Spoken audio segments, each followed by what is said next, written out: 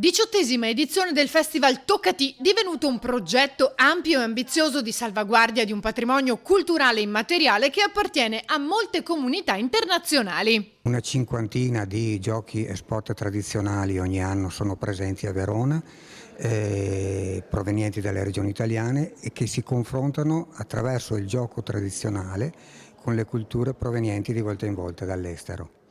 Questo in poche parole è quello che è il festival, che comprende non solamente i giochi e gli sport tradizionali, ma le musiche provenienti dai vari territori. Ci sono mediamente dai 10 ai 15 incontri e convegni. Il progetto è stato presentato dall'assessore regionale alla cultura a Palazzo Grandi Stazioni, sottolineando l'originalità e lo straordinario valore culturale e storico del programma.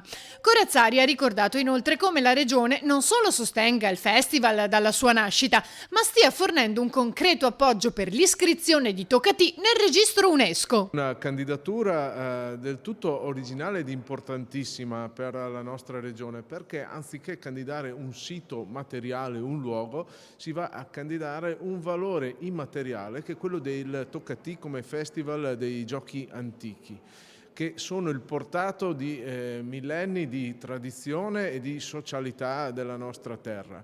Per noi quindi questa iniziativa rappresenta un modo per sottolineare l'importanza che ha per la regione del Veneto la coltivazione delle tradizioni, dell'identità popolare e dell'identità veneta. Non resta che attendere la risposta che arriverà da Parigi, sede del segretariato UNESCO, prevista entro la fine del 2021.